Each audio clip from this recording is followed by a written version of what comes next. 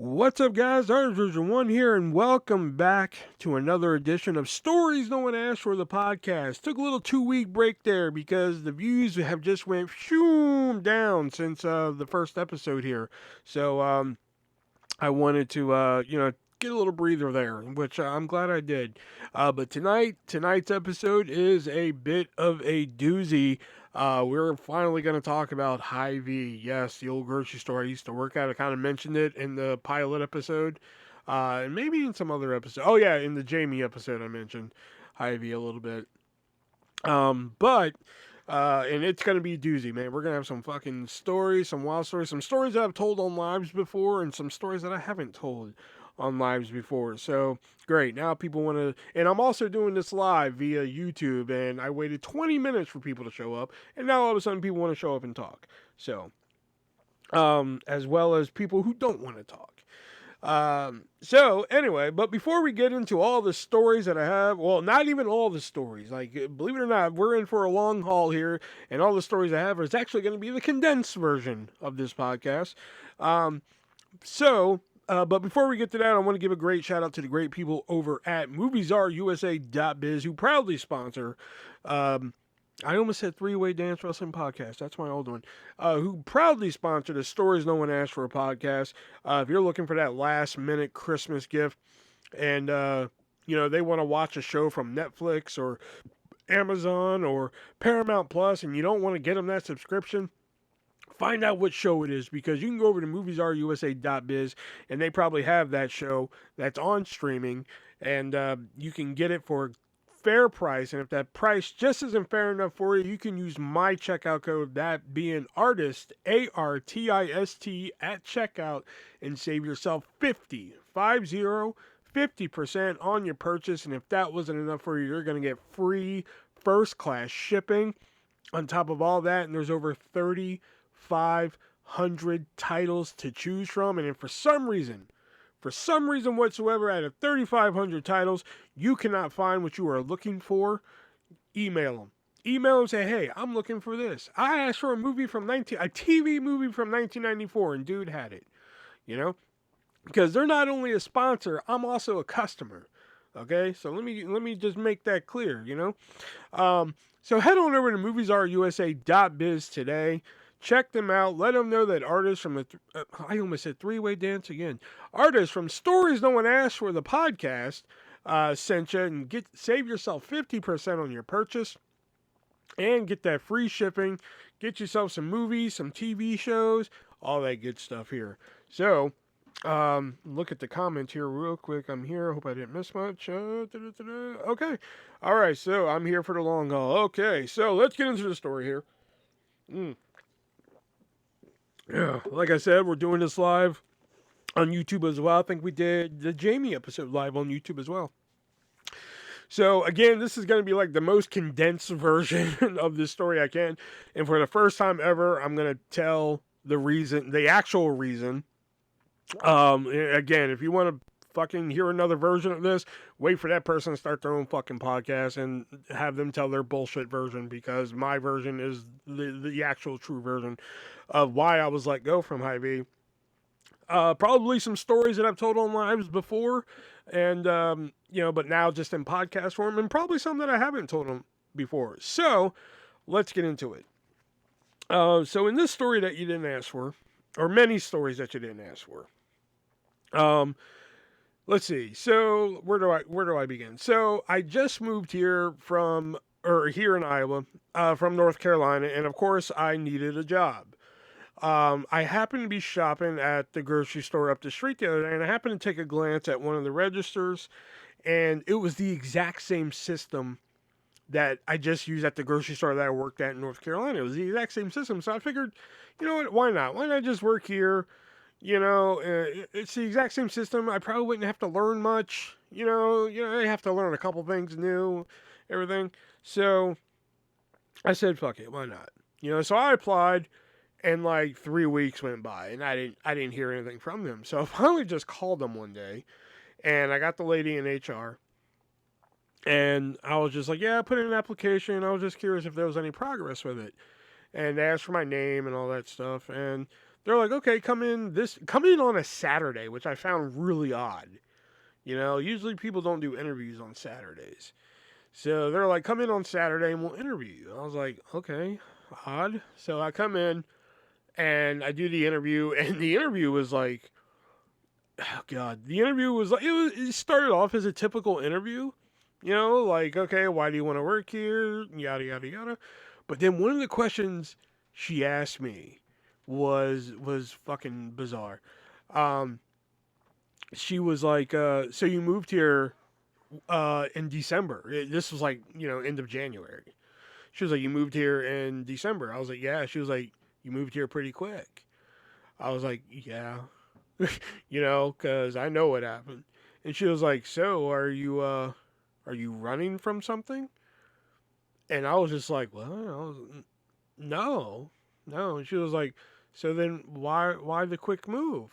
I was like, why is she digging so hard on this? So I finally just fucking told her. And I was like, listen, if you really must know, I mean, I found out my ex was talking to somebody she shouldn't be talking to, and I had to leave. And she was just like, so you're not, running from the police or anything like that? I was like, absolutely not. And she was like, okay, all right, that's fine. She was like, okay, well, I want you to come back on Tuesday, and we'll fill out paperwork and everything. So I was hired. So I come back that Tuesday, and it's me, this girl Madison. Madison was real cool. She didn't last there that long, but Madison was cool as fuck. I mean, she was there like a while, but she didn't work that much. And two other people that I don't even fucking remember. Um, so we do the paperwork and everything, and as she's giving me the paperwork, um, if you're over a certain age, I'm not gonna say the name age because like it'll narrow down my age. But if you're over a certain age at Hy-Vee, you automatically get a 401k. Because it's an employee-owned business. So, in order to give me that paperwork, she was just like, um, she was like, so William is what she called me. William, how old are you? And I told her my age, and she kind of gave this look like, okay, like she didn't expect that, but was also kind of shocked too, like, okay. And I'm like, what the fuck was that look? You know? So on top of that, during my interview, I told her like, hey, I'd really like to be a checker. Like that's my area of expertise. I mean, like, if there's other stuff you need me to do, I could possibly do it, but like my area of expertise is checking. And she was like, okay, yeah, we could probably arrange that. She's handing me the paperwork to fill out, and she looks at me and she says, uh, William, I know that you want to be a checker, but we could really use a strong leader in the bakery right now. Would that be something you're interested in? And like, listen, being a manager of something is fine. It's fine work and everything. But for me to do something, whether it be mopping a floor, which is, honest work, mopping a floor or, building a skyscraper, whether you have to be passionate about it. That's always a big thing with me is that like I'll do a job if I can be passionate about it. You know? And I just wasn't passionate about the bakery. I had no interest whatsoever in going over there and doing the bakery and everything. So I told her, I was like, listen, I'm just not really passionate about that. And she was like, okay, I just figured I'd ask you, because I guess I had the age and the experience for it, I guess.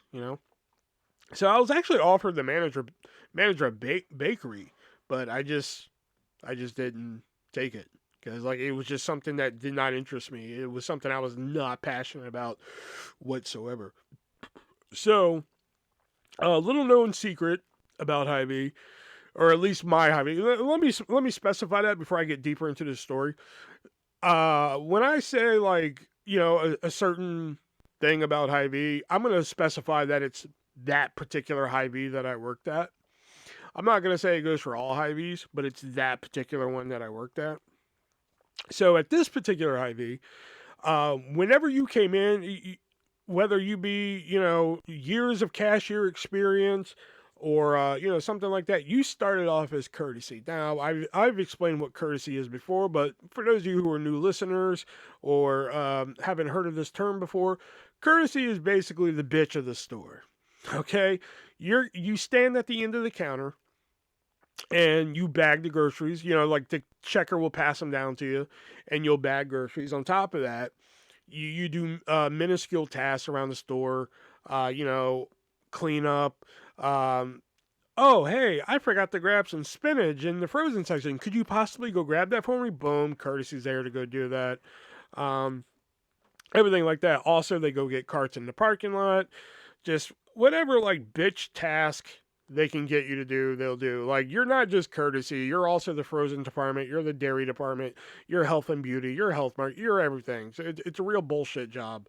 Um, the only thing I really think they should do is get carts and bag groceries and maybe like pick up around the registers. But you know, you try telling them that anyway.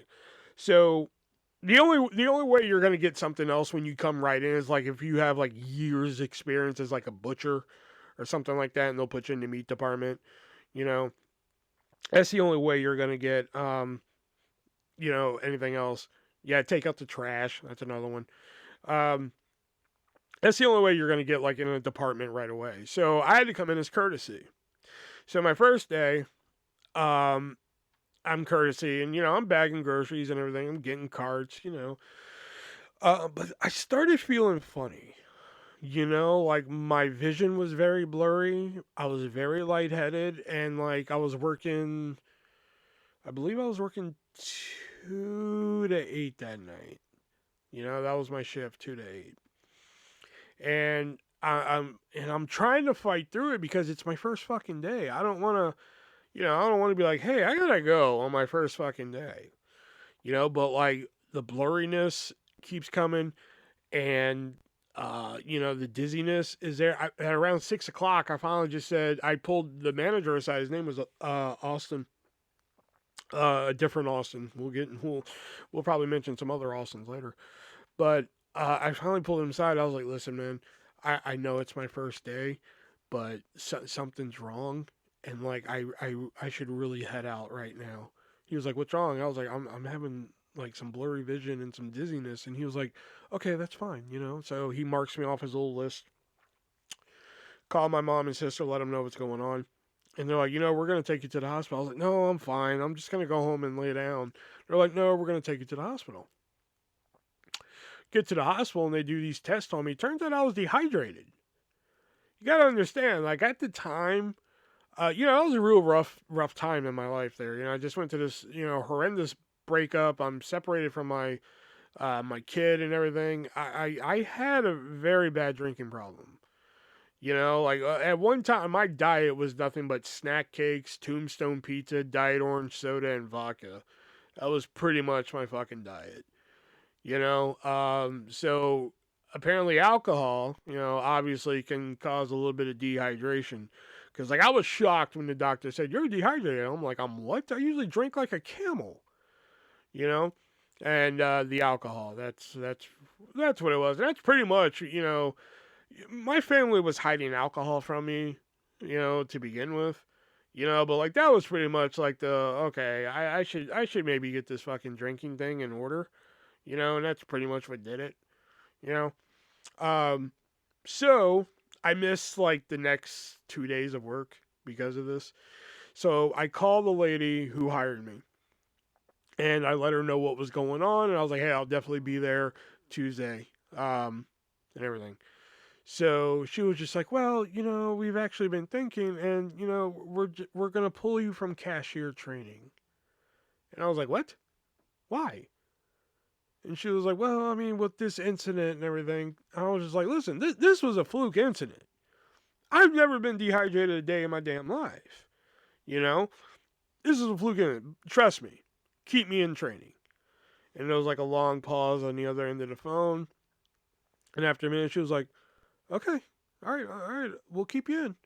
I'm just like, but like my logic with that is, I was just like, okay, see, they didn't know that I had a drinking problem at the time, you know, but like their logic was like, okay, he got dehydrated doing courtesy. We were gonna cashier train him, so we're gonna take him off of cashier training, and keep him as a courtesy. So like, I really didn't get to see, and that should have been like the fucking writing on the wall right there for like all the fucking shit that's about to come, you know. So I get cashier trained, and it was simple. Cashier training was a breeze because I knew like 85% of the shit that I knew because it was the same system. I just had to learn like some other things. Um, so everything's going fine. We're going fine. I told them though because like one of the rules was you can't have a drink at the register. And I told them, I was like, listen, with the dehydration and everything that I went through, I need to stay hydrated. I need to drink something. Would it be okay if like, like if I drank but like keep it hidden from customers and everything? They said, okay, that's fine, but it has to be in a bottle with a top on it. That's all they said. All right, I want you guys to remember that. They're just like, you can drink something, but it has to be in a bottle with a top on it, like a screw on top. I said, okay, yeah, I can do that for you. So I was drinking Diet Orange Soda, Diet Sunkiss. Made sure I had the cap on, everything like that. This went on for a few days. Um, and like this, we had this manager up front. His name was Ryan, little 17-year-old fucking punk kid. And, um, God, he was one of those ones that he was the first example that of like many people there of like, okay, he was the first of like 37 people that just let the fucking power of being a manager go to his goddamn head. And he just talked to you any sort of way. Didn't give a damn about what you had to say, anything like that. And that shit got under my skin. And it wasn't like, hey, I'm older than you and fucking you're not going to talk to me that way. It wasn't that. It was just like, listen, you're not going to, I don't care if you're 17 or 77, you're not going to talk to me the way you're going to talk to me. So we had a couple run ins. I didn't like the way he was talking to me. So one day, he's like, okay, well, I want you on Express today. And I was like, I can do that. So I go to Express, I pull my drink that I had in my back pocket, put it under the counter, and check out a few customers and everything. I get a little breather, I unscrew my drink, take a sip, put the cap back on, put it back under the counter, and take another customer. All of a sudden, Ryan walks over and he's just like, oh, by the way, your drink has to be water. And I was like, what? He was like, yeah, it has to be water. I was like, why? He was like, I don't know, Will, it just has to be water. I was just like, yeah, I was told I can have a drink as long as it has a cap on it. Thinking like, okay, that'll be that. No, it wasn't. Otherwise, I wouldn't be telling you the goddamn story right now. You know? So, he was just like, Will, just put the drink away. And I just looked at him for a second. I was just like, how is it that every time we work together, there's a problem between us, man? All right, fine, whatever. And he just looked at me. He was like, you know what? Me and you can go talk in the office. I was like, no, we cannot. Next. Because like I wasn't fucking having it. So I was like, fuck this guy. So they call some kid up. This kid's named Andrew. And Andrew was real cool. I never had a problem with Andrew. And Andrew takes over for me on the register. So they take me, this girl Ashley who worked in the upper office. They take me and Ryan and we go to the dietitian's office. With like the store had a dietitian. So we go in the dietitian's office and I had the drink in my back pocket. Okay. So they put Ryan on the other side of the room. I'm by the door and this girl Ashley is between us. And like I don't want to be in this fucking room right now. So she's just like, so Will, what seems to be the problem? And I was like, no problem at all. And Ashley just kind of looks at me and then she looks over at Ryan like, like why is he saying no problem?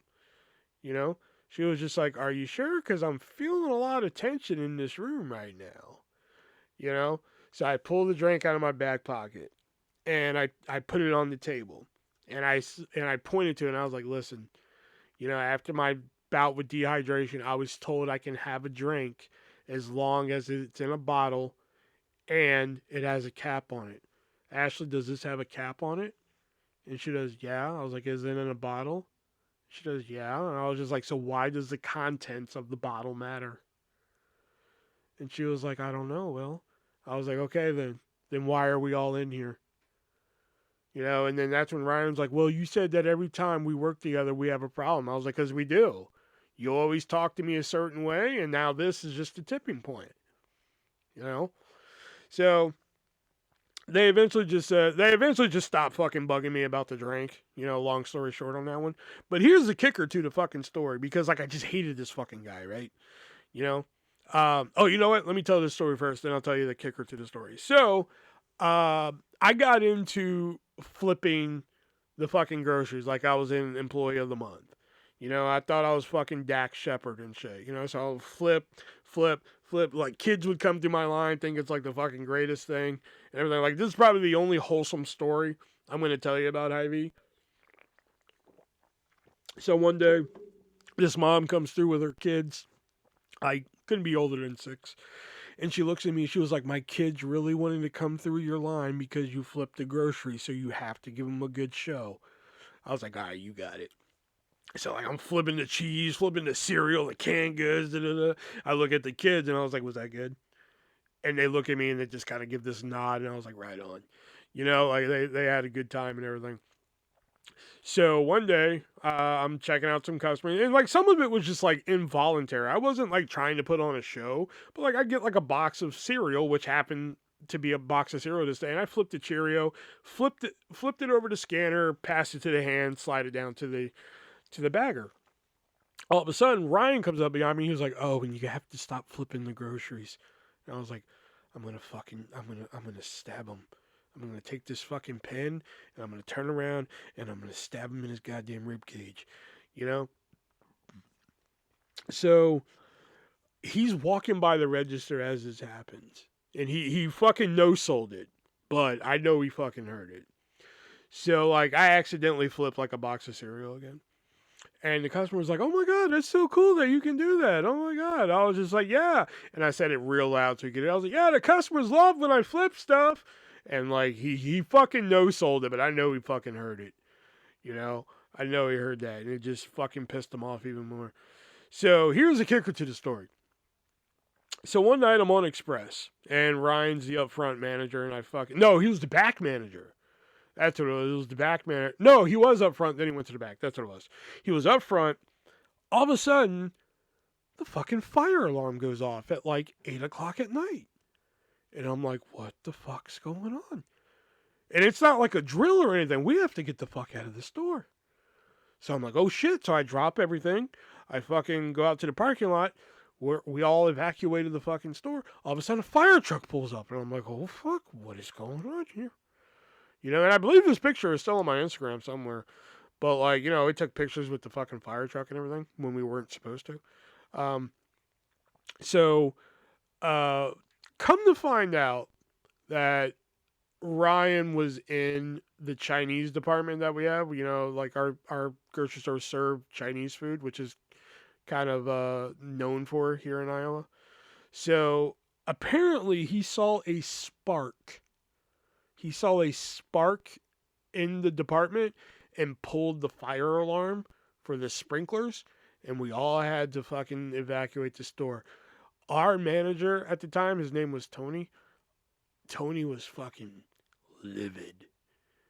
I mean, like, fucking livid. I didn't have many interactions with Tony because he was not there a long time when I was there.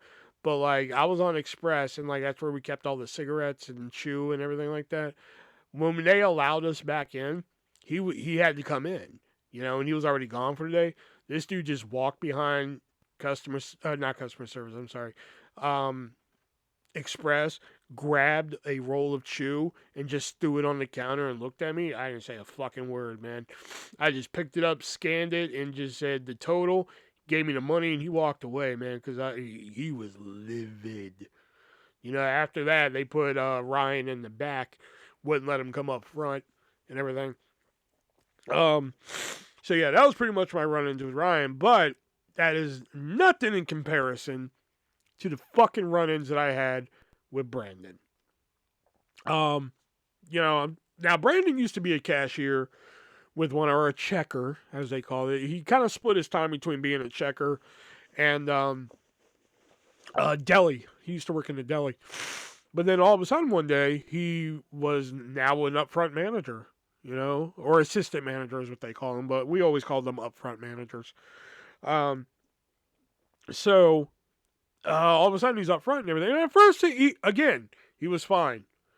You know, he was real chill and everything. But then all of a sudden, that power just went to his head, man, and he just started talking to me and other people for that matter. You know, not just me. So like, I don't want people to think that like, oh, it's just Will and his fucking feelings and shit. It's not. You know, I've seen this happen to numerous people. You know, um, he would just start talking to people any which way he wanted. You know, so um, so one of the incidents that I have written down here was let's see here. Let's yeah, let's go here. So let's go with the stalker incident. So one day, again, we already don't see eye to eye. You know, um, Brandon was like, "Will, would you like to go on break?" I said, "Yes." He was like, "Okay, well, can you stock these Twinkies, and then you can go on break?" Well, I'm not stalker trained. I don't know how they want this shit on the shelf or anything like that. So I opened the box of Twinkies, I put them on the shelf, and there was only like 3 of them I could put on there. So I was like, okay, there we go. We're done. Went to break, you know? Came back, and he's just like, well, Will, didn't I tell you to stock the Twinkies before going to break? I was like, dude, I can only fit 3 of them up there. So he takes the box and he puts it behind the other box and just looks at me. And I looked at him, I was like, see, I would know that if I were stalker trained. And I walked away, you know? Because I was like, fuck. Like, you expect me to know shit when y'all don't teach me shit. You know what I mean? So we'll get back to we'll get back to Brandon in a minute. So, I was cashiering a lot, and when I was cashiering, I was pretty much the 4 to 10 guy because nobody else wanted that shift, and I didn't mind taking that shift. I would work 4 to 10. We were open 24 hours at the time, so the night crew would come in at like 10 o'clock, and then I'd be out of there. And it was such a dope shift because like 4 to like 8 you were pretty busy. 8 you would start dwindling down, and then like 9 o'clock it was kind of like fucking dead. But that last hour, but like I was chill during. Man, that was such a chill shift. Because like it was so busy sometimes, but then like that 9 o'clock, people were stunned that I was so like peppy and shit like that. Because like even though I had my issues with Hy-Vee, the first like 6 months of the job weren't that bad. I kind of it'd be like 9 o'clock at night, and I'm like, come on down the lane 6, let's get you checked out. Like that's how I was and shit. Because it wasn't that bad of a gig until later. It wasn't until like yeah, I had my run-ins with Ryan, but it wasn't until when Brandon became a manager is when I really started fucking hating it. So, um, but I figured I started noticing a lot about a lot of people up front, and that was like, okay, well this person can do checking, and they also work in Chinese. This person can check, and they also work as stalker. This person can. I was like the only person that just did checking. So like I kind of wanted something else in my back pocket. I kind of wanted to do, something else. So sometimes during break, or like their break, I should say, they would send me down to wine and spirits, alcohol and everything, and it was really quiet down there. There wasn't a lot of hustle and bustle and everything. So like I was like, man, I could get used to being down here, and it was like great. I used to love going to cover wine and spirits because it was like getting another break. It was like getting 2 breaks, man. You'd probably check out like 2 customers every now and then. It was fantastic. I fucking loved it. You know, Sometimes you'd be down there for like 20, 25 minutes. I'd tell whoever I'm relieving for, I'm like, take your time on your break. Shit, take an extra 5 on me. Because I fucking loved it so much. So I started asking around. I'm like, could I maybe be, wine and spirits trained? And they're like, I don't know, Will. They're kind of full right now. And I'm like, okay, well then I would like, I know they just lost 3 people over at customer service. I would like to work customer service. And they're like, really? You'd like to? I was like, yeah. I mean, it seems like there's a lot of stuff to do over there. And they're like, well, I don't know. And I'm like, okay. Then the next one was online shopping. Now we were just getting our online shopping up and running, you know? So I kept asking, like, I want to be online shopping, online shopping, online shopping. Nobody ever came for me. So I went back to customer service and said, "Hey, I want to be cut." Now, this is how I learned. This is how you get what you want at Hy-Vee, and that is if anybody listening to this ever works for a Hy-Vee, if like you're in the Midwest and you want to work for Hy-Vee, let me tell you, this is how you get what you want. Okay, and that is never shut up about it. Never shut up. Don't say it to one person and hope for the best. Never shut up. Tell every fucking ear that will listen to you. Because that's exactly how I got it. Because like I told one person and nothing happened. I told two people, nothing happened. So whenever like the opportunity will come up, like, man, I really want to be customer service trained. And finally 3 months go by. 3 months. And they finally like, okay, well, we're going to customer service train you. I'm like, finally. Shit. But there was a big but there. But it came with a caveat. And it was a big one. And boy, I raised some fucking hell with this one. So, with Hy-Vee, or I should say with Iowa, with our soda cans and bottles, you have to pay a 5-cent deposit on each one. You turn them in places, you get your 5 cents back. Hy-Vee happened to be one of those places where you could turn them in and get your 5 cents back. So we had a can and bottle room. You know, Hy-Vee had a can and bottle guy, you know, so they're like, well, we're going to customer service train you, and then you're going to be on can and bottle for 2 weeks, and then we're going to train the guy Chance, who I was just like, well, I don't want to be can and bottle trained. And they're like, well, Will, you know, you kind of have to. I was like, no, I don't know. I don't want to be can and bottle trained, because like you think courtesy is bad. Holy shit. You know, can and bottle was just even worse. You know? So I had a buddy at the store. His name was Trey. Trey worked in produce and courtesy. Like, first he was courtesy, then he worked his way up to produce. And they wanted to cashier train him. And he had no interest whatsoever in being a fucking cashier. Like, none. So the day they were going to cashier train him, they were just like, you don't want to do this, do you? And he was like, not even. So they said, okay, we'll find you something else to do. And I was like, okay, cool. So like, it came to me being can and bottle trained. And they're like, okay, well, can and bottle train time. I was like, I don't want to do this. They're like, well, too bad. I was like, wait a fuck minute. Okay? So I finally ended up in the GM's office, and you know, by this time Tony's left, so we have a new GM. Her name was Katie. I went to Katie and I was like, Katie, listen, I appreciate y'all finally customer service training me and everything, but now y'all are forcing me into this can and bottle gig. And like, listen, I don't want you to think that like I went snooping for this information, but me and Trey, we talk. And he told me that, like, you know, he didn't want to be cashier trained, so y'all find something else for him to do.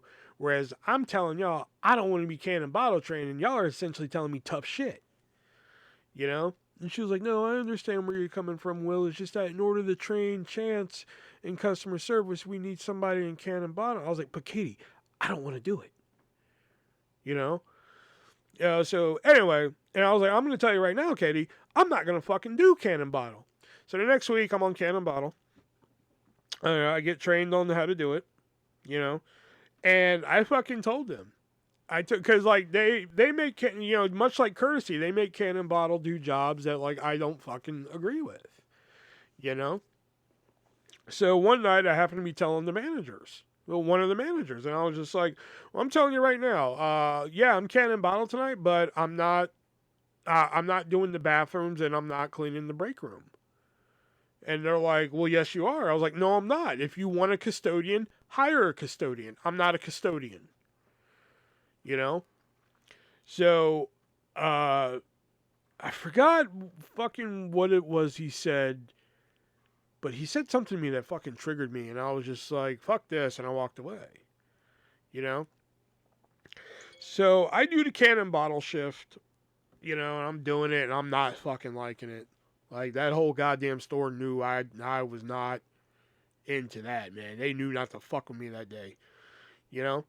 So later on that night, I hear, Will, the register one, please? Will, the register. Register one was barely ever fucking used unless it was like for Thanksgiving or Christmas Eve or some shit. So it was that manager who said, like, yeah, you are going to clean the bathroom and everything. Which, fun fact, when cleaning the bathroom, we found a fucking broken crack pipe in the women's room, which was kind of funny. So it's that manager who said, like, yeah, you are going to clean the break room and the bathroom and everything.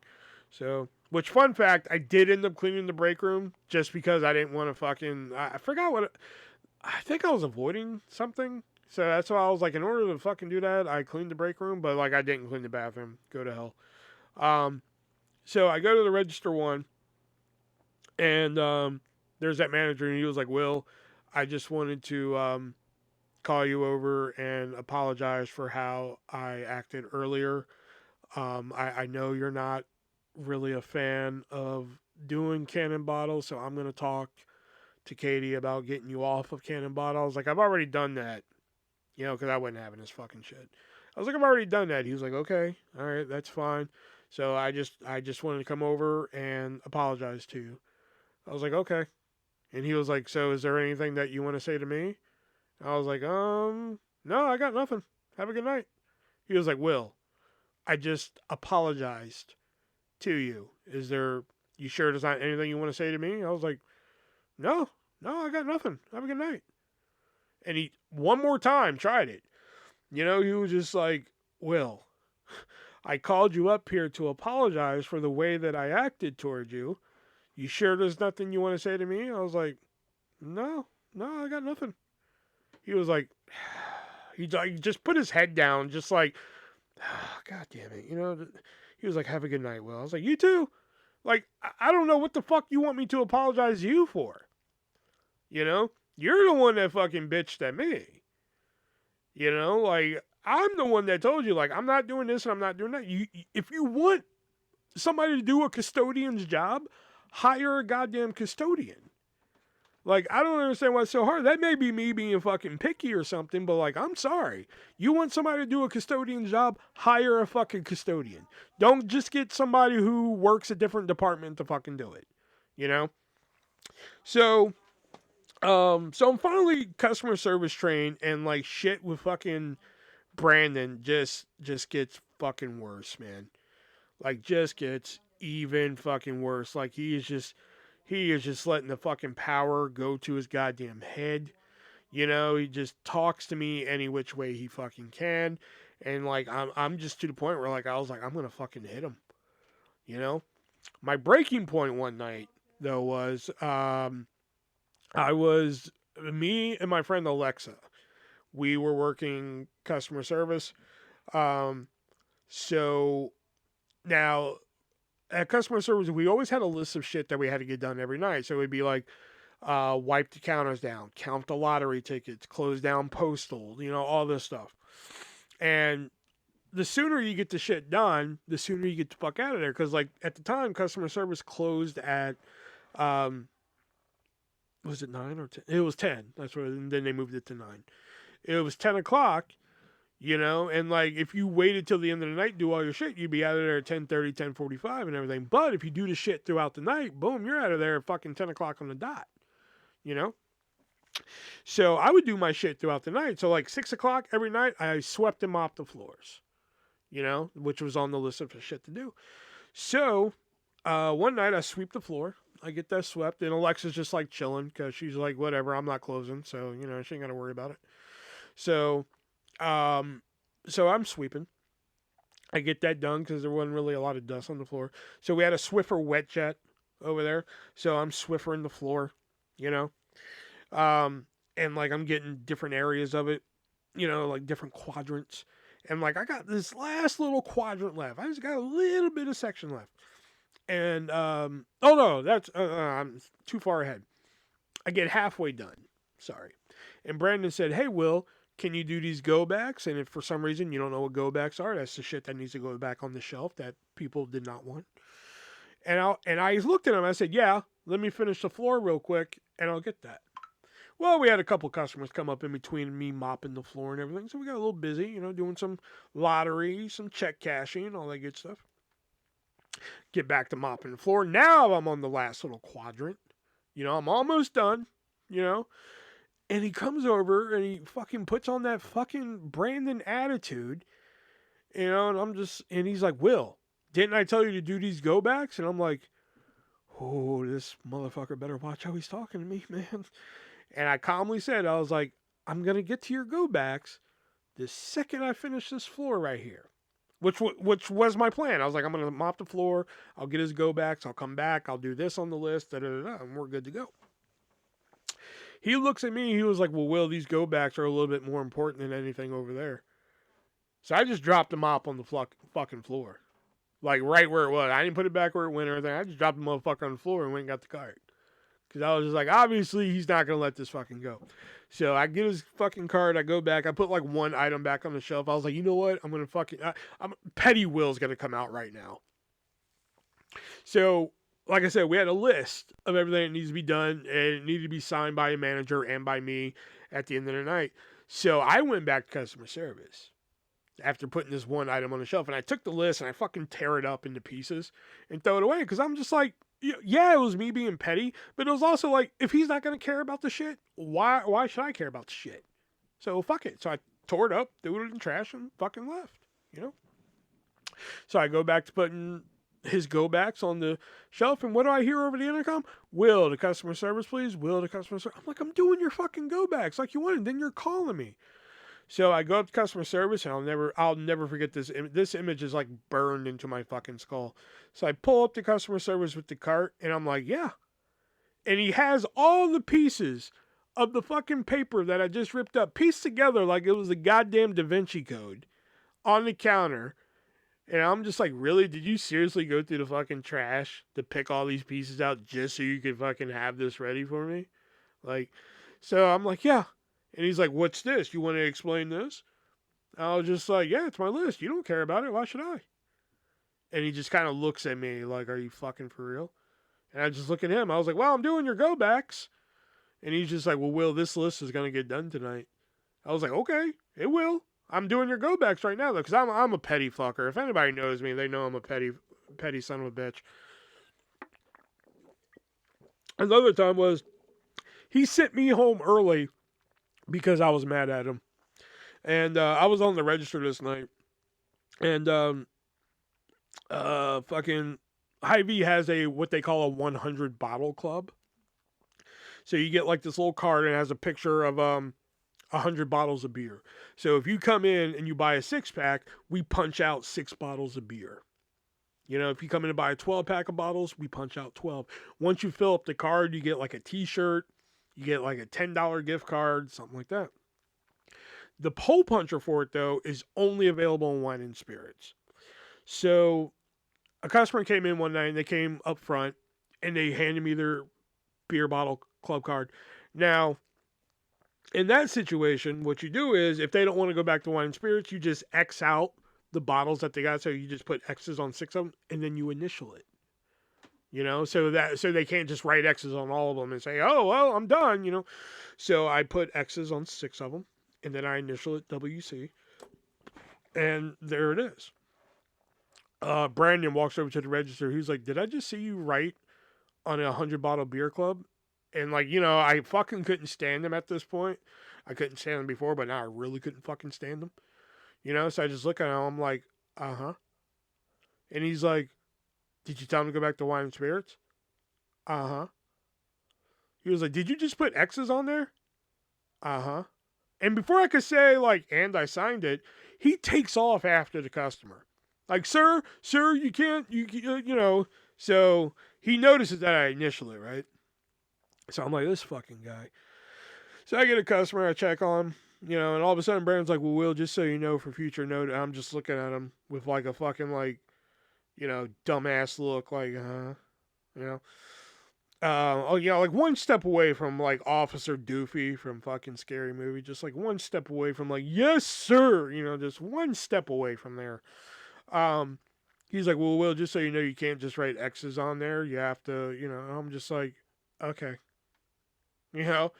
So next thing I know, he's like, Will, you can go ahead and go home.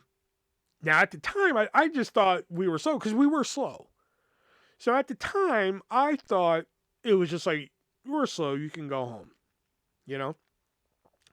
So come to find out now, here was the beauty part about working in customer service. The managers would come behind customer service sometime and use the computer. And what they would use the computer for is to message the other managers via email. And it could be like, hey guys, a customer requested that we carry more Coke Zero or something like that. Or it could be about incidents with the employees. So it could be like, Jimmy up front kicked the customer in the teeth, just whatever. Well, one day they left the emails open, and I'm looking through the emails and I see the fucking title, Will Cooper, and it's from fucking Brandon. And I was like, oh, what does this say? And the fucking email he wrote wasn't even true to the fucking story. It was partially true. He was just like, he wrote on a 100-bottle beer club card, which that part was true. And then he was just like, well, then he gave me attitude when I was trying to correct him about it. And I was like, okay, I didn't give you attitude. I just said, uh-huh. Like, that's all I said, uh-huh. And he made up like this whole story about the attitude I gave him, and that's why he sent me home early that day and everything. I was like, this lying sack of shit. Like, I could not fucking believe it, Oh my God. That's when I was just like, I'm going to burn down his fucking house. Like, it literally, like, I was literally in the planning stages of fucking burning down his house because I had his address. Because, like, every month at this Hy-Vee, we got a card that gave us 10% off of our grocery purchase. So, like, we bought like $100 worth of shit, we got 10% off of it. And every month they would give customer service the job of sending out the cards via mail to the employees. Well, who's going to have the addresses? Well, they gave fucking dumbass me all the addresses to everybody in the store. So I flipped through it one time and I'm like, Brandon, there he is. Click, picture that. Had his address. Like, it got to the planning stages to where I'm just like, all right, if I go at like 2 a.m., I could probably start the fire, disappear into the darkness. And, like, it got to that point where, to the point where, like, I'm telling people, I'm like, I'm going to burn down his fucking house. Like, that's all there is to it. All of a sudden, he's not going to be an upfront manager anymore. Like, I always said that, like, I think they heard I was going to burn down his house and did it to save his life. Because I was like, I'm going to fucking kill him. So finally I get rid of Brandon. But when one fucking phoenix dies, another one rises from the ashes, We got this other manager named John in his replacement. And John seemed like a cool guy. He came from the night crew, and the night crew was usually chill and everything. And he was real chill at first, and he even came to me. But like, I should have saw it coming right here, because like he came to me one day, and like I was a checker and customer service. I would kind of do both. So like a lot of the high school kids tend to work at this fucking place. So like I tend to be like chummy with like a lot of the people up front. So like there was like 3 people in particular that like I chummed around with. And there was Paige, Bianca, Jesse. Those were the main 3. Mainly Bianca and Paige. Jesse was kind of just there every now and then. And then there was some others that like I would pal around with. Elliot was one. Dana, Annie. Annie I think was in college. But like the point of this is that like, John comes to me one day. And he's like, Will, listen, I know you like to joke around and everything like that, but like, listen, some of these other kids, they look up to you as a role model, so I need you to act more like a role model. I'm like, what the fuck are you talking about, dude? Like, what the fuck you mean? I'm a role model? Have you fucking met me? Like, I am nobody's goddamn role model. Okay? So I was like, okay, John, whatever, And fuck, have you met Paige? Like, fuck, she does not look up to me, So I should have saw the writing on the wall with that one. Now, okay, I lied. There's 2 wholesome things about Hy-Vee. One thing that Hy-Vee does, they do hire the handy-capable people. We had a couple of those that worked with us. We had Oh, what was her one name? I don't know. We had one person there. I can't remember her name, but we had this one kid, Jeremy. Jeremy was real cool. He was in a wheelchair and everything. And he always put groceries back for us and everything. Jeremy was real chill. I always saw Jeremy. I was like, "What's up, Jeremy?" You know. But we had this one girl, Charlotte, sweetest girl you ever fucking meet. Never bothered anybody. She had Down syndrome. You know. So one day, Charlotte's bagging for me, and John's running the front. You know, typical day. And she's bagging for me, and everything's going good. So John's talking with a customer about something. I don't know what, you know. So she's bagging, and all of a sudden she goes to ask John something. I don't know what, but all of a sudden John turns around, gets in Charlotte's face. Now remember, Charlotte's a fucking woman with Down syndrome. But gets in Charlotte's face and says, "You do not talk to me when I'm with the customer like that," pointing his finger in her face. "You do not talk to me when I have a customer like that. Do you understand?" And I'm fucking dumb. I'm fucking dumbfounded. I'm like, what did I just fucking see here? And Charlotte's just like, okay. So she looks at me and she was like, I didn't know I did anything wrong. I was like, "You didn't do anything wrong, Charlotte. It's fine. Don't worry about it," because I'm just like, what the fuck, dude? Like, I don't know what to fucking say in that situation. So it bugged me, man. So I finally had to go tell like one of the other managers. His name was Jason. I was like, "Jason, I got to talk to you, man." He was like, "What's up?" And I let him know what I saw and everything. I was like, "Jason, I got to tell you what I just saw." And he was like, "What?" And I told him what happened and everything. He was just like, "Okay." I was like, "Yeah, it's bugging me, dude." And he was like, "Okay, yeah, I'm going to bring it up."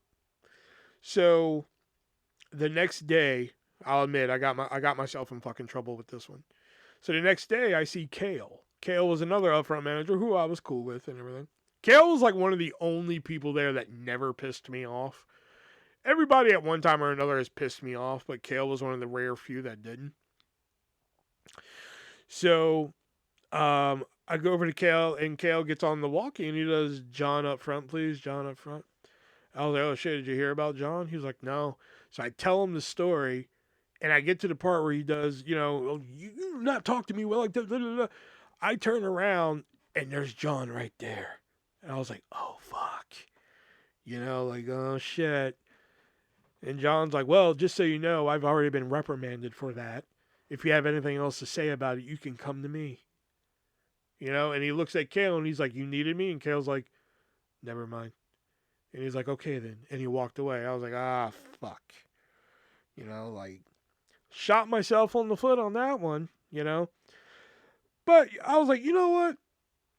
I'm going to be the bigger person on this one. I should really go apologize for that. So I did. I caught him in the back, and I was like, "Listen, John, I just wanted to come back here and apologize for that. I didn't mean any disrespect by that. I was just kind of like letting them know what happened and everything. So if I offended you, I apologize." And he was like, "Oh, I appreciate that, Will. Just so you know, you don't need to do that and everything. And yes, I was talked to about it, and it won't happen again." I was like, "I appreciate it, man. I didn't mean anything by it." And I really wish the story would end there, but it doesn't. So at the time, I'm dating Emma, the girl from the very first episode of this podcast.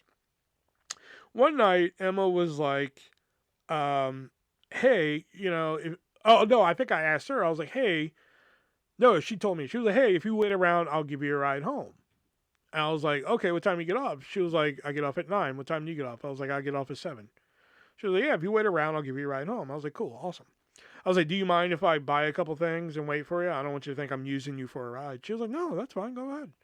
I was like, "Okay, cool." So I bought my groceries and everything, and it was like 8. So I still had another hour to wait. John happened to be running the front. I'm talking to the girl in Floral. The girl in Floral was named Mercedes, who we don't talk anymore, and I still don't know why. So I'm talking to Mercedes. Mercedes had to go do something. And I'm just kind of chilling up front. Just kind of waiting for Emma to get off and everything. Giggity. Come to find out. Now, again, I was tight with like Paige and Bianca and everything. Come to find out, John is over there telling fucking Paige, Like, what the hell is Will doing here, man? Like, what he's standing up front like a fucking creeper and everything. Mercedes Martinez. Um, he's telling Paige, like, why is Will standing up here like a creeper and everything like that? You know, like all this stuff. And Paige is just coming to me and telling me this shit. And I was like, what the fuck you mean? He's like, is he really saying it? And he's like, yeah. I was like, I'm just waiting for Emma to get off so she can give me a ride home. You know, and she was like, I'm just telling you what he said. So, like, 8:15 comes, and John walks over to me. He was like, Will, if you could maybe go wait in the cafeteria. We didn't even have a fucking cafeteria. You know? So, I'm just like, you know, this motherfucker here, man, he's pissing me off. You know? Finally, finally it got to a point where, like, I just keep hearing, I keep hearing the he said, she said. We're like, oh, John said, like, oh, man, you're just, all you do is talk to the young girls and everything. I'm just like, who the fuck else is there to talk to up here? You know, like, it's not like I'm just like, okay, well, let me just find the fucking young bitches up here and talk to them and everything. That's all that worked up front. You know, it was just high school kids, and it wasn't just the girls. I talked to the guys too. I mean, there was Elliot, there was both Connors. You know, like it wasn't like I was picking them out. You know, so I was getting pissed, man. Like every day, I'm fucking hearing this from John. So it got to the point where I just stopped fucking talking to him. You know, I kept avoiding him to the point where, like, one day I was at customer service. This was like the fucking breaking point for me. You know, I'm at customer service, and like now again, me and Brandon didn't see eye to eye. You know, so I call Brandon over to customer service, and I know who the back manager. Usually, the back manager will cover customer service for break, and the back manager happened to be John. So I call Brandon over to customer service, and does deep down he wish he could. So I called Brandon over to customer service, and I look at him. I was like, listen, if John's the only person here that can cover my break, I don't need a break tonight. I'm solid. And he's like, are you sure? I was like, I'm sure. And he said, okay. And he walked away. That's it. So around 7 o'clock comes, which is usually when they come and cover for break. I see Brandon and John conversing. You know, and I'm just like, oh, shit. You know? All of a sudden, John starts walking over to customer service, and Brandon's like, John. And John gets to me, and I just kind of look at him. And he's like, so let me get this right. So if I'm the only one here to cover your break, you don't want a break? I was like, yeah, you're a busy guy, man. You know, I don't want to bother you and everything. He was like, don't give me that. You know? He was like, I'm about tired of you. And I was just like, man, he better choose his next words carefully here. You know? He was like, you don't get to call the shots around here. You know, if we want to come up here and cover you for break, we'll cover you for break. And then he points his finger at me. He was like, you better watch your P's and Q's around here. I was like, man, it took every fucking ounce of energy in my fucking, like, being to not jump over that fucking counter and beat the dog shit out of him for that one. You know? So, I finally was just like, that's it. I'm going to management with this one. So we had a manager that dealt with this before human resources. Like there was like human resources, then there was like one below it. So his name was Ryan, and I let Ryan know what's going on, and he was like, all right, well I'm gonna talk to him about it. And I was like, Ryan, I really want you to talk to him about it. I keep hearing this shit, and like, you know, he's saying this about me. He's basically calling me a fucking pedophile and shit, and I don't like it. And he's like, okay. So one night when I got off, I went to him. I was like, so are we going to, follow up on this? And he was like, yeah, just give me a minute after I put these boxes away and we'll follow up on it. I said, okay, cool. Now, meanwhile, he doesn't know that, like, I've written down every fucking thing that has been told to me about John saying this and that to me, you know? So, all the Hy-Vee shirts had a breast pocket. So, like, I have this list in my breast pocket. So, we go to the back room. We sit down. And he's like, okay, listen, Will. I talked to John. And he just thinks you two got off on the wrong foot. So, if I can get you two in a room, can you two just maybe shake hands and we can move on? And I'm like, no, and here's why. And I whipped out the list. And I was like, no, because, he says all I do is creep on the girls up front. He said this. He said that. Da da da da. And Ryan's face just went, like, mortified. Like, I wasn't expecting that. You know what I mean? So he, like, wrote down all the stuff that I was saying to him. And he was like, okay, well, I thought that this was just going to be a handshake, but turns out this is going to need to be something else now. So, Will, I'm going to have to follow up with you, okay? So after that, there was no follow-up. It just turns out they just kept us separate. Like there was never no follow-up or anything like that. But I will give this man credit. Because out of Brandon, out of Ryan, out of, any manager that has come before that I've had an issue with, the only one that did what he's about to do was this one. So apparently John was going to retire. He was going to retire. So I'm fucking happier than a pig in shit. I'm like, thank God he ain't going to work here anymore and shit. Like, woohoo, So on his last day, I know it's his last day and shit. So I'm like, fuck yeah, man. I don't have to deal with this motherfucker. I don't have to see him anymore. Woohoo, All of a sudden, I see him walking up to customer service. And I'm there. I'm like, God damn it. So he walks up to me, and like I said, because if it were me on the other end, I wouldn't have did this. Like if I were on the other end of this, I wouldn't have did what he's about to do. So I'll give him some credit because Brandon never did it. Anybody else never did this. So he walks up to customer service, and he was like, Will, I know we never seen eye to eye, and he extends his hand, but he was like, I wish you the best, and I apologize for the past, man. So I shook his hand, and I was like, oh, okay, thanks. I appreciate that. Because, like, nobody else ever did it. No one else ever fucking apologized. I mean, yeah, he said some fucking, horrendous shit. But, like, still, no one else had the fucking balls to come up and fucking apologize. He came up, he was like, I know we haven't seen eye to eye, but I wish you the best. And, and the PPS to that story is, 3 or 4 months later, fucking, I come in one day, I walk to the back room to chill and everything, and there's John in his suit and everything, and he's like, hey, Will. I'm like, hey, John, I'm just like, wait, what? What are you doing here? I thought you retired. He was like, oh, yeah, I'm going to work part-time now. I was like, motherfucker. So he came back. So, now let's move to customer service here.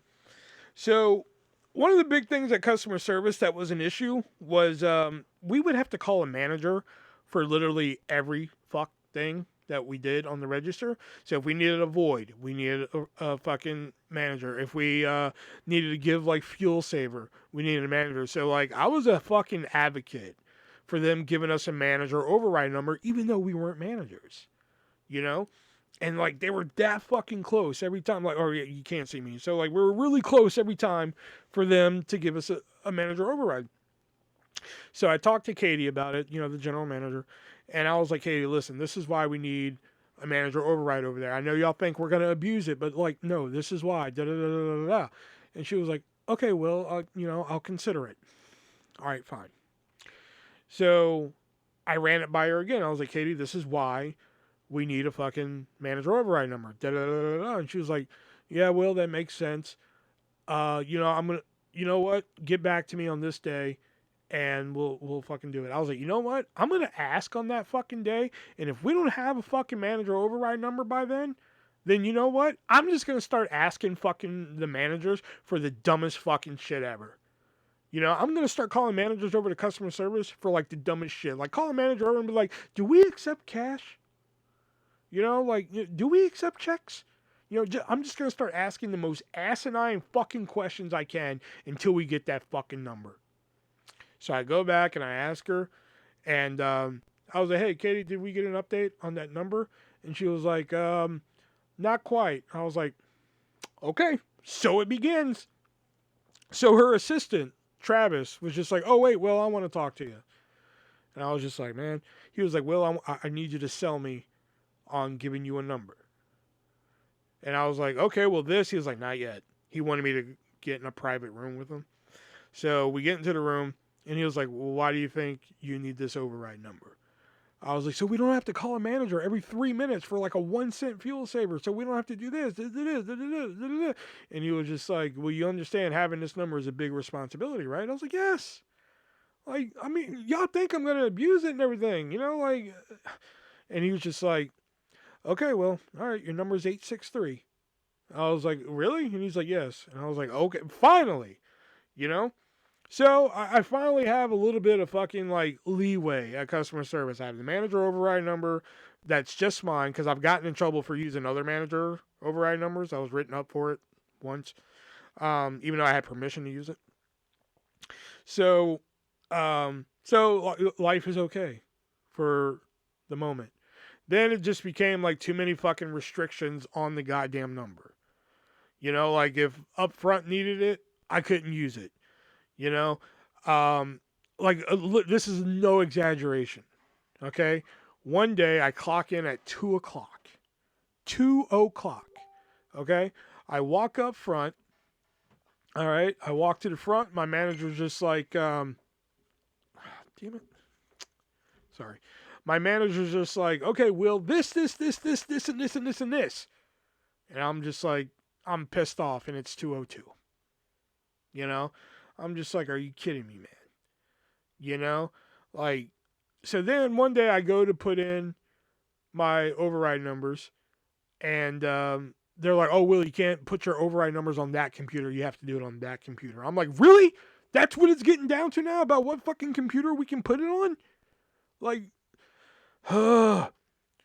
Then the final straw was one day I go to put my override numbers in, and they don't work anymore. I'm just like, are you kidding me? I was like, you know what? That's it. I'm done. Goodbye. I was like, take me off the customer service schedule. They're like, what? Why? I was like, cause y'all give me the numbers that I worked hard for, that I believe I've earned, and then y'all take them away. So you know what? I don't want to be on customer service anymore. And they're like, okay, well.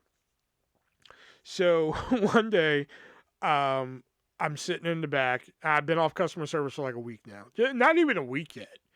And my manager at customer service comes to me, and this was like the best thing ever. I'm sitting on my phone, just kind of like, scrolling. And she looks at me, she was like, Will? I was like, yeah.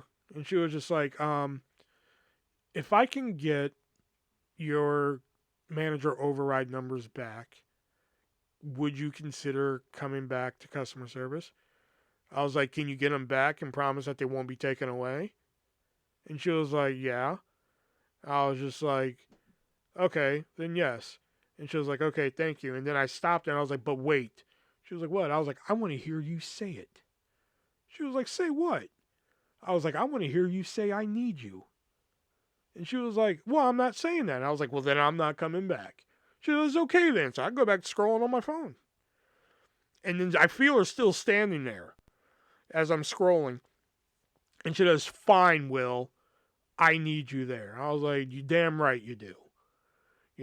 So I came back to... There was another time I left customer service because, like, this kid kept screwing up at customer service and they kept giving him more hours, whereas I knew what I was doing and they weren't giving me hours at customer service. But then we lost 3 people at customer service, so I was just like, fuck, I need to go back. So, again, there was a short period of time where everything's hunky-dory, Then we get another new manager. Oh my God, this fucking guy. We'll just refer to him as big, tall, and stupid. He was probably, oh God, just almost as bad as Brandon, if not worse. Because he was one of them fuckers that was just like, well, I'm a manager. I can do what I want around this motherfucker. He was one of them. At least, like, I don't think Brandon ever had that mentality. He was like, oh, I'm a manager. But, like, I don't think Brandon ever had that, like, well, I'm a manager. I can do what the fuck I want around this motherfucker, Because, like, one of the things my customer service manager got real big on was, like, she wants nobody who is not customer service scheduled or trained behind the counter. Unless you're like, like you're a cashier going to the money room, which is right next to customer service. So, like, this motherfucker, big, tall, and stupid, would be, always behind the counter on the computer. And I'm just like, Angie said, you can't be behind the counter. And he's like, well, I'm a manager. And I'm like, okay, well, that's good to know, but unless you're customer service trained or scheduled, you're not supposed to be behind the counter. But I'm a manager. You know, like, he was one of those fucking guys, you know? Plus, his big thing was, Brandon kind of did it too. Like, it was asking questions that have a choice, but you don't really have a choice. You know, an example being like Brandon one time asked me, I was checking, and he was like, Will, would you like to help me with a special project? And I'm like, no, not really. And he turns off my light to my register, and he's just like, okay, come with me. I'm like, then why the fuck did you even ask me if I didn't really have a choice? And I'm sorry, that's a real fucking hot button with me. You know, like, if you're gonna give me a choice and then you don't get the answer that you want, don't get fucking pissed with me. You know, because you gave me that option. You know, so, and that was like Big Tall and Stupid's like favorite fucking thing to do, is always give you a question that had an option, and then when he didn't get the answer he wanted, he'd make you do the opposite. So it's just like, why the fuck are you even asking? You know, I'd rather be told what to do rather than, you know, you give me a choice and then you get mad because you didn't get the choice that you wanted. You know, like, my customer service manager got on that real quick. Like, one day it was me, my customer service manager, Angie, and Alexa. And Angie looked at me one day and was like, Will, go grab a cart. I was like, I'm on it. And Alexa's like, well, damn, you're just going to talk to him that way? And Angie was like, that's how he wants to be told to do things, which I don't mind at all. If you're just like, go get, okay, cool. You know, but if you're like, you know, Will, would you like to go mop the floor? No, not really. Well, then go do it anyway. All you're going to do is piss me off, because it's like, why'd you give me the option if, you know, you're just going to make me do it anyway? Why not just say, Will, go mop the floor? You know? So every time he would do that shit. Like, it was always something like, Will, can you do this? Would you like to do this? No, not really. We'll do it anyway. Then why the fuck did you even ask me? You know, it got to the point where, like, I'm in Katie's office, which, you know, towards the end of my fucking Hy-Vee run, I was in that office quite a bit. And it usually started with, like, if you don't want me to work here, just tell me. I'll quit. You know, that's usually how these conversations started. So, I'm finally in her office, like, you know what? Stop asking me questions that have a choice if they don't really have a choice. And she was like, well, Will, they're just being nice. So, okay, still, if you want me to do something, just tell me to do it. It's not that hard. Don't give me a choice and get mad at me because you're not getting the fucking answer that I didn't say fucking to her, but you know, because you're not getting the choice that you want. You know, and she was like, well, I understand and everything. So one day at customer service is when it came to a boiling point. I'm at customer service, and Big Tall and Stupid's off to the fucking right. I'm not even talking to him, and I'm talking to somebody on the register. I forgot who it was. I want to say it was my friend Abby. Um, but I kind of like throw some shade at him standing there, like mentioning the you know, oh, you can't have a choice around here. You'll have to do it anyway. And she's like, what? And Big Tall and Stupid jumps in and says, like, oh yeah, Will's fucking mad. Not fucking, but Will's mad that, like, you know, you give him a choice of it and you make him do it anyway. I was like, yeah, you should maybe stop doing that. Then maybe I'll stop going upstairs and talking about it. When you say upstairs, usually mean upper management, you know.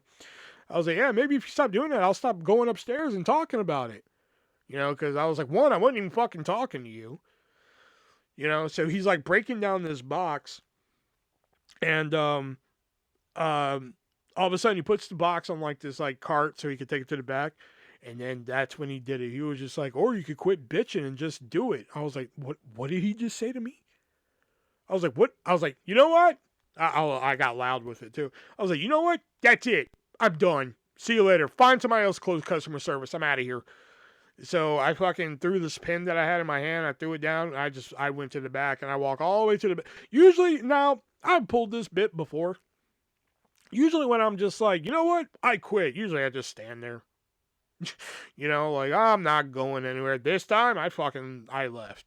I went to the back. I went all the way to the time clock, and I'm standing in front of the time clock, like, because I know if I clock out, they're not going to have me come back. You know? All the hell that I've raised the fucking past, like, 2.5 years at this point.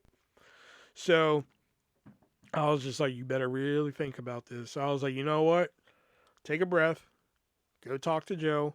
Joe was like one of the grocery manager. That's what he was.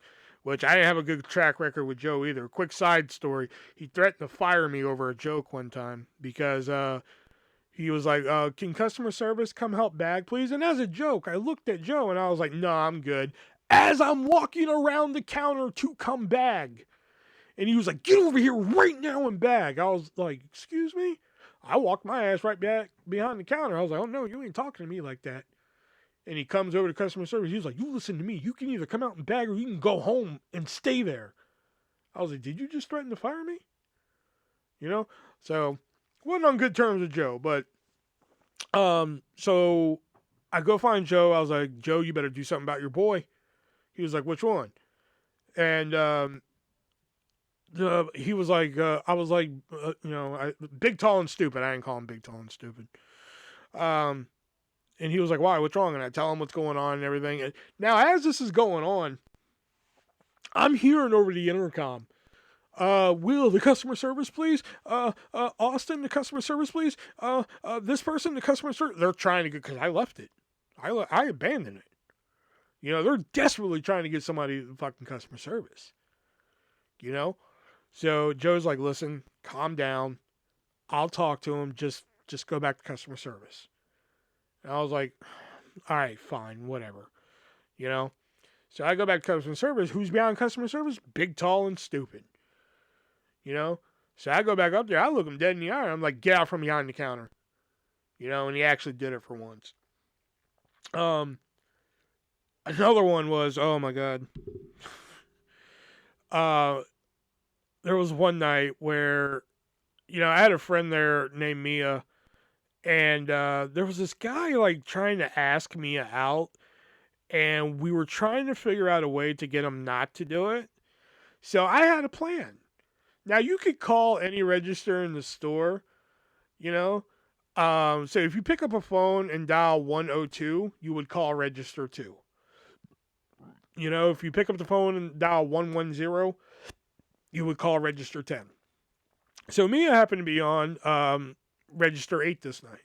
So I pick up the phone, I call 108, you know? And she was like, yeah, Will, because she knew it was me. I was like, "Say, hey, Mia, I got an idea on how to take care of your problem with, the guy. And here's my idea." And she was like, "Nobody cares, Will." Click, and hangs up. You know, all the shit that I've been through with Hy-Vee and shit recently, you know, that for some reason just set me fucking off so much, to the point where like I was just like, I screamed. Not yelled, not, said boisterously, anything like that. I fucking yelled, "I hate this place." And I went to like the money room that was next to the customer service. I went there and I pounded the desk. And we had this girl, she was kind of mousy, but like this girl, Deborah, and I went there and just pound the fucking desk that was in there. And she just looks at me and she was like, "Rough night?" I was like, "Yeah." You know? So, um, one of the managers was just like, "Are you okay?" I was like, "Yeah, I'm great." Yeah, yeah. So then an upper manager comes down and she was like, "So, Will, I heard you said I hate this fucking place." I was like, "No, I did not say I hate this fucking place. I just said I hate this place." And she was like, "Well, Will, you just need to calm down and everything." And then here was the kicker. I was like, "Listen, if it's that big of a problem, just write me up." And she looks me dead in the eyes. Right? This is a fucking Saturday. Looks me dead in the eyes and says, "Will, we're not going to write you up." Okay, fine. Sunday at work. Monday I'm off. Tuesday comes and I'm working. And all of a sudden I see this other kid we had, Austin, kind of off to the side, like kind of like hanging out. And I see the person who said they weren't going to write me up like in front of customer service. And I was just like, something's up, you know? And they're like, "Will, could you come upstairs for a moment? Austin's going to watch, customer service for you." I knew exactly what it was right there. I was like, "They're going to write me up." So I grabbed the pen from customer service. We walk all the way upstairs. I walk into the office and I see the write-up right on the goddamn table. I just fucking signed it. I didn't even fucking read it because they goddamn lied to me. You know? One of many fucking lies they have told me in the past. You know? So, all right, here it is. The moment that probably some of y'all have been waiting for. Here is the true story of why I was let go from Hy-Vee.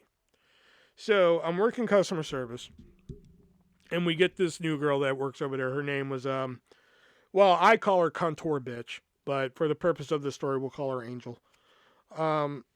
So we get this girl Angel, and Angel was a little fucking different, you know. I wouldn't say ghetto, but you know, not eccentric either. I don't know. She was just different, you know. But you know, she would do inappropriate jokes. You know, she would kind of match me with inappropriate jokes and everything. So she was cool at first. You know, she would come over to customer service. She would, you know, do her inappropriate jokes. I would fire some back. Ha, ha, ha. We had a good laugh and everything. You know? We had this girl that worked with us named Kaya. Kaya was ghetto. But I fucking love Kaya. Kaya fucking cracked me the fuck up, man. I fucking love Kaya. Now, I want to state for the record, the only thing I would even come close to saying off color to Kaya was like they just had senior prom, and I was friends with Kaya on Facebook, and she posted pictures of her prom dress. So the next time I saw her work, I was like, hey, I saw your prom dress. You looked really pretty in it. That's it. That's the only thing probably off color I said to her. You know? Because me and Kaya got along great. Now, Kaya one day brought in a girl who didn't even work with us. You know? And she was attractive. She was an attractive young lady. You know? So after she walked away, I was like, man, that girl that was with Kaya was fucking hot. And Angel looked at me and she was like, that was my stepdaughter. I was like, oh shit. And she was like, and she's 17. I was like, oh fuck. Okay, my bad. You know? And that's where it ended. You know? If you ask me, that's where it ended. Okay? So we're still doing jokes back and forth and everything, but then, you know, we can joke back and forth. I joke with people all the time and everything, you know. There's a couple lines you don't cross, you know, and one of those lines is about to be crossed here. So we're joking about like writing people up and everything. One of the managers come in and they're like, oh, what are you guys laughing about? They're like, oh, we're laughing about writing this person up. All of a sudden, Angel says, you know what we should write Will up for? Sexual harassment. And I'm like, whoa, what the fuck? You know, which, okay, no. No. You know? I didn't find that funny. You know, again, I can find funny in some dark places and shit, but like, I was like, no, you know what? We have a good time over here. We're joking and everything, but that was too far. So we had some customers come up, and I pulled her aside, and I was like, listen, Angel, we joke back and forth and everything. That's cool, but if you ever make a joke like that again, I'm not going to appreciate it. You know? So, so after that, I distanced myself from her. You know, I didn't want to work with her anymore. I didn't speak to her. But apparently that was a bad thing in Hy-Vee. You know, oh, well, Will, we all have to work together. I'm like, so you guys would rather have gas and a match work together. Okay, cool. So, you know, she kept antagonizing me. You know, so like I'm telling people the story that I'm telling you right now. You know, like, oh yeah, fucking, she said she's gonna get me for sexual harassment. You know, like fucking this shit. So one day I come in to mail a package to the kid. And I'm not even talking to her. I'm talking to my friend Michaela. You know, so I'm finishing packing the package and everything. She walks out from behind the counter and makes it a point to come to me. And she was like, I keep hearing you talking shit. And if you keep doing it, we can go talk about it in Katie's office. Now, I will say my next choice of words were probably poor words to choose. But I was just like, or we can go talk about it outside. You know, which probably wasn't my best choice of words. I'm going to say I wasn't completely in the right in this story. Okay? So, So that probably wasn't my best choice of words. So after that, I fucking called Katie.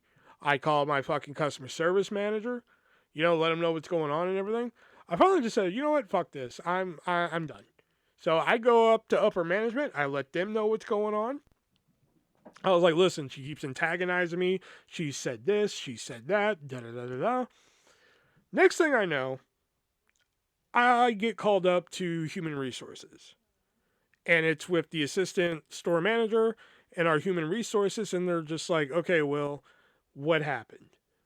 And I'm like, okay, this, and this. I said, I did say this about the young lady who came in, da da da da, all this stuff. And they're just like, okay, And, okay, so now we're going to talk to her.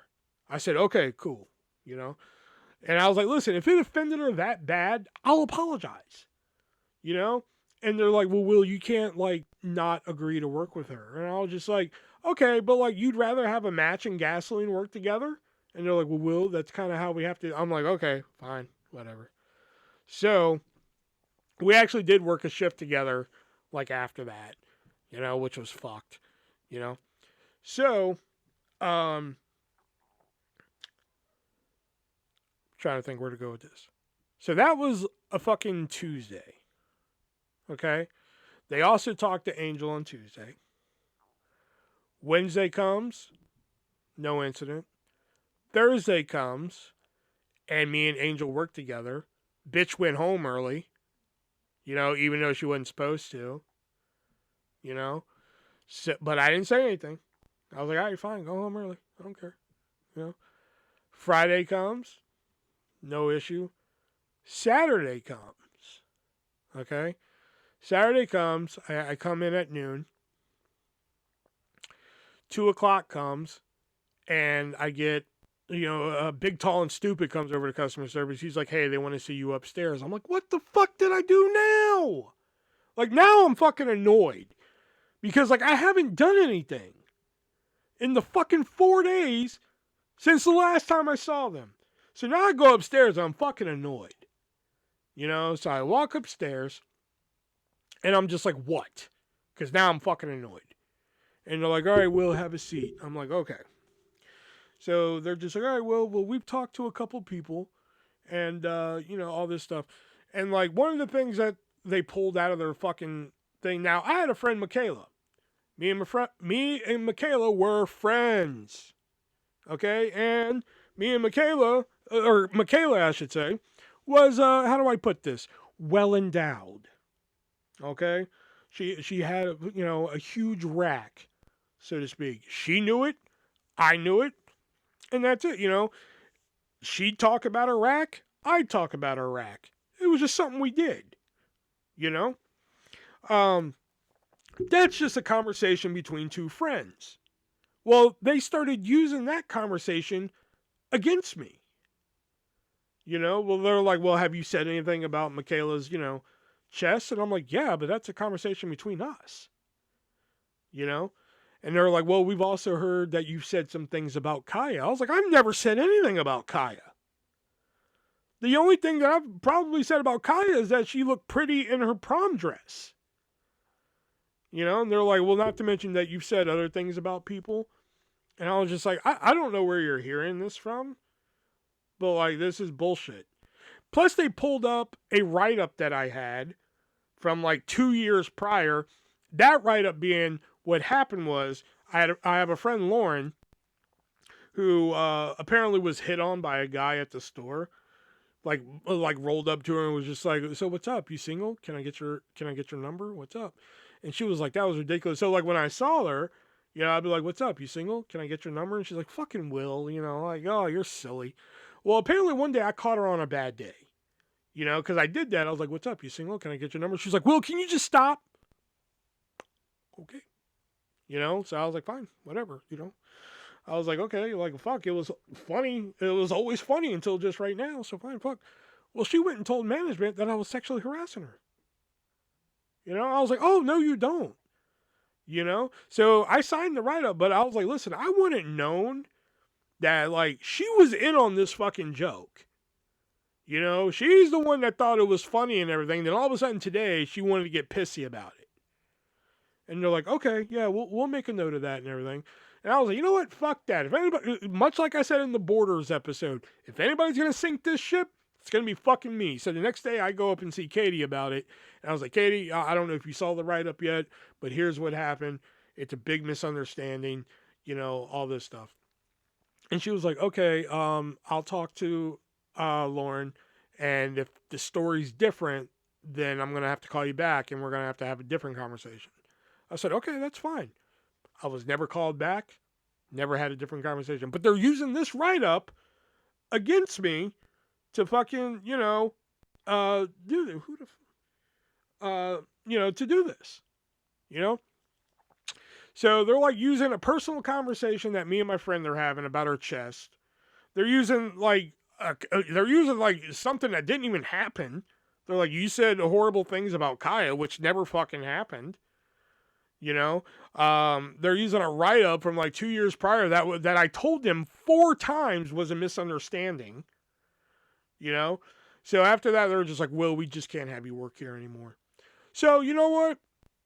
I took it in stride. I fucking left. You know, what I didn't take in stride was the unemployment hearing. Okay, so we had an unemployment hearing that myself, Human Resources, the assistant store manager, Angel, and myself had to be a part of. Okay? So, one of the questions they asked Angel was, has Will ever, threatened you in any way?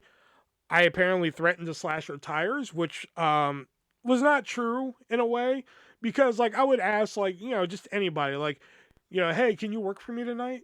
And they're just like, no, Will, I can't. Sorry. And I'm just like, if somebody slashes 3 of your tires, you got to pay for it. But if somebody does all 4, insurance will, right? And that's what I would say to Angel. But all of a sudden, I'm threatening to slash her tires. Or, like when her quote unquote stepdaughter came in, because she wasn't even fucking married to the guy, so it wasn't really even her stepdaughter. But apparently, when she told me to stop, saying things about her, which, I did. It wasn't like, it wasn't stop, Will. It was stop. And it wasn't. Like the lies that she came up with to get me fired and everything was just unbelievable. And again, I mean, you're hearing it from me and everything. And I could, I'm not just saying this shit to make me sound good. And again, I probably shouldn't have said that because, like, I didn't even know. I was just like, wow, that girl with Kaya was attractive. She was like, that was my stepdaughter. Oh, crap. Okay. And she was like, don't do it again. Okay, shit. Like, oh, stop. Like, fuck, So, apparently I threatened to slash her tires. I did this. I did that. And then plus they had, like, all these signed papers of, like, saying that, like, I did this, I did that. And it was just all irrelevant shit, that I still have. I think they're on my floor over here somewhere because they were going to be used in a video, but I never did. So, I mean, that they essentially fired me for misconduct, but they were trying to, like, spin it. They tried saying that I made out with a 16-year-old in the money room, which was bullshit because A, it was my girlfriend, and B, she was 19. I was just like, you're telling me that as a huge database of fucking information that store has on people, they couldn't look up the age of her at the time? And they're like, well, Will, you think it's okay to make out with her? I was like, I'm not disagreeing with that. I was talked to about that.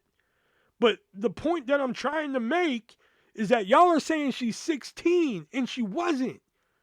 She was fucking 19 at the time. Emma, by the way.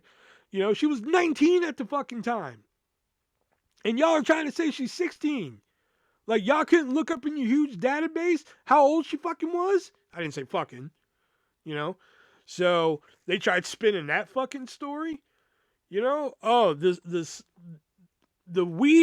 story that they wove, man, was just unfucking real.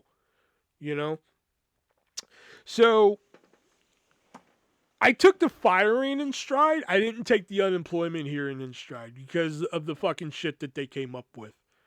You know, like they had a meeting with Michaela, and Michaela, human resources, and the assistant store manager all signed it. Okay, that's fine to prove that they were all there. You know, that no problem. They had a meeting with Angel. All three of them signed it. Here's the kicker. They had a meeting with me. It was signed by the assistant store manager. It was signed by human resources. My signature wasn't on it. You know? So I'm just like, where's my signature on this? And nobody had an answer for it. You know? So a lot of indiscrepancies. When, like, I think I ran into one of my managers when I came in one day, and I was like, hey. And they're like, how are you? And I was like, I've been better. He was like, yeah, I heard what happened. I was like, no, you heard a story of what happened. You didn't hear what actually happened. You know? So, again, for the third time, I took the firing in stride. I didn't cause a scene on the way out, which, trust me, you don't know how badly I wanted to fucking cause a scene. You know?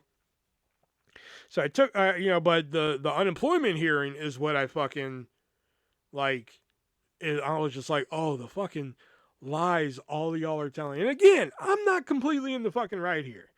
You know, I probably shouldn't have said, let's go talk about this outside, because I know how that can be misconstrued. You know, I didn't know the fucking girl was her stepdaughter.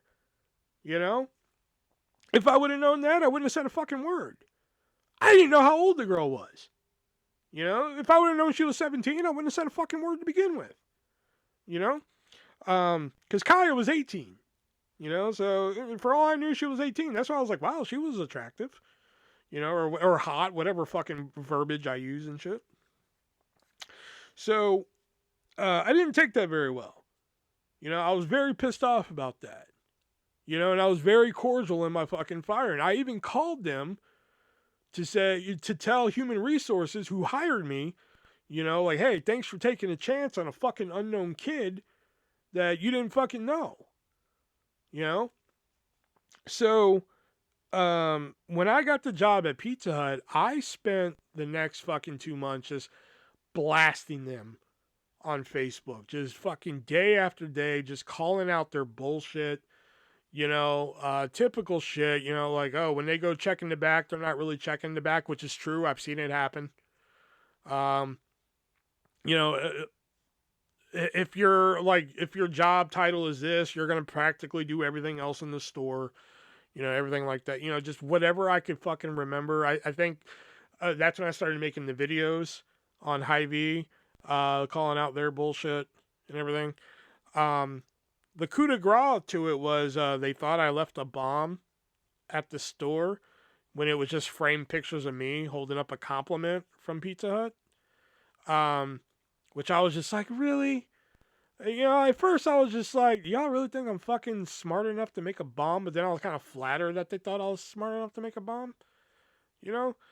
That eventually led to me getting banned from all the Hy-Vees in the Cedar Rapids area. Which, you know, I kind of hang my hat on that a little bit. But I also kind of commend them for it because I didn't see that play coming from them. You know? So yeah, I mean that was the story that you didn't ask for with Hy-Vee. That is the true story of why I was let go. And some other shit too. So that's gonna do it for this episode of Stories No One Asked For, this supersized episode of Stories No One Asked For here. Hopefully you guys enjoyed that here. So yeah, I do have a guest lined up for an episode in, I want to say 2 weeks or after New Year, something like that. It's going to be pretty good. It has domestic violence, bipolar, has a lot of good stuff in there. So hopefully that's going to be pretty good here. So hopefully you guys enjoyed this episode, and I just want to say fuck Hy-Vee before I sign off here. And as always, I am the ArtistVersion1, and remember, be breezy.